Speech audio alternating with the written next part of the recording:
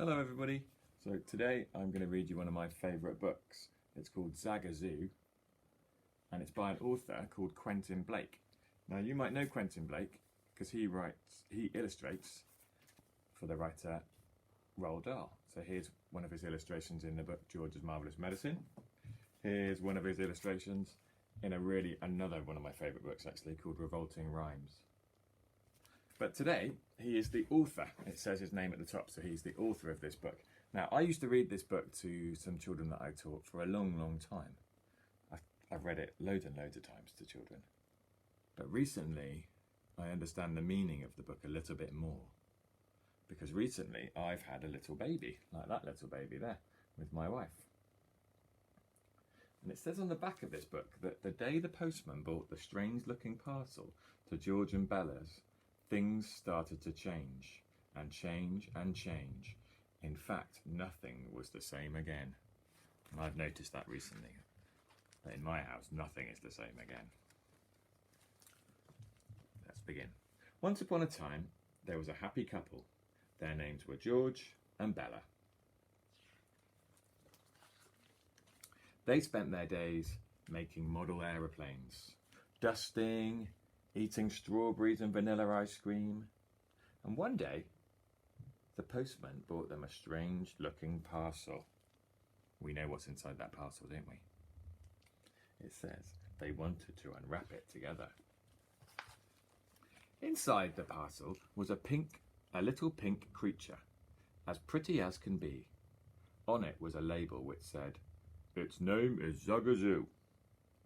How lovely it was. George and Bella spent happy days throwing it from one to another. They look pretty happy with their parcel so far. Zagazoo was not quite perfect, but his happy smile seemed to make up for that. And George and Bella went on happily throwing him to each other, higher and higher. It was a wonderful life. And then one day, George and Bella got up in the morning and discovered that Zagazoo had turned into a huge baby vulture. Its screeches were terrifying. Now, if you've got a little baby brother or sister, you might know those screeches. This morning, I woke up at 4 o'clock in the morning with a baby going, wah, wah, wah. So I think this vulture is really still the baby. They were even worse at night. "What shall we do?" said George. "How can we stand it?" But then they got up in the morning and discovered that Zagazoo had turned into a small elephant. He knocked over the furniture. He pulled on the tablecloth. He ate anything he could lay his trunk on. "This is appalling," said Bella. "How can we cope?" But then it's going to change again.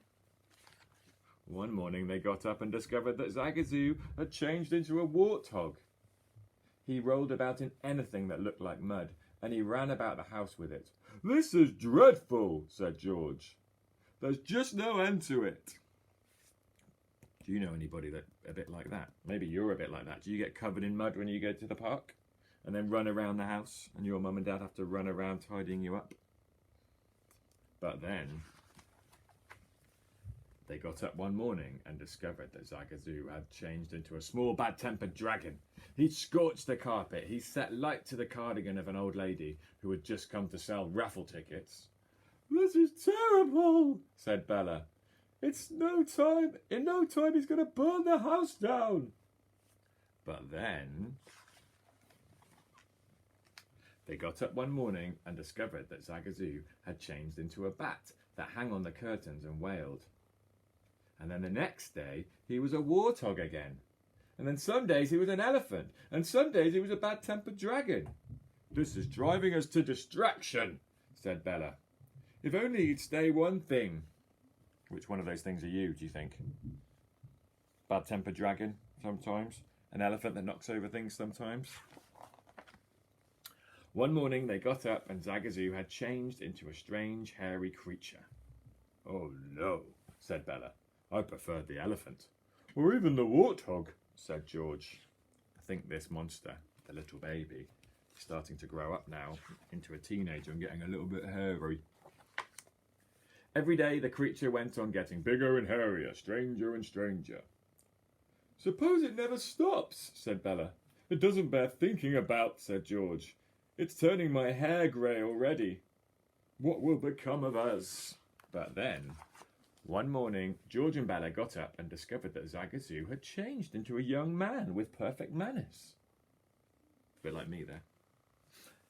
Let me get you a chair, Mama, he said. And let me get you some breakfast. And if are there any odd jobs that need doing, just let me know. Zagazoo soon made friends with a young woman called Mirabella. They found that they were both interested in motorcycle maintenance, flower arrangement, and eating fruit salad. It was not long before they knew they wanted to spend the rest of their lives together. What do you think's going to happen? They're in love now. What do you think might happen? But when they went to tell George and Bella, they discovered that they had changed into a pair of large brown pelicans. That's Mum and Dad. They're large brown pelicans. You could tell they were pleased at the news, and they clattered away with their beaks.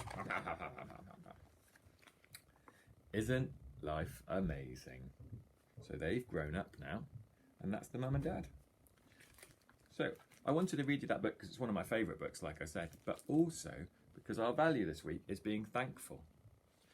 And I think in this book, even though George and Bella were a bit cross when their baby was a vulture, they were a bit cross and a bit confused when their baby was an elephant, they were really, really thankful that their little baby was theirs and they loved him very, very much. So I hope you enjoyed that book, and very soon, hopefully, some of your teachers are going to be reading you some books as well on a little clip like this, and maybe even some of your mums and dads. So if you think your mum and dad might want to read a book like this, or someone in your family, maybe your grandma or a friend, then let me know and they can come and read a book just like me. Okay, hope you have a nice day, and I will see you very soon.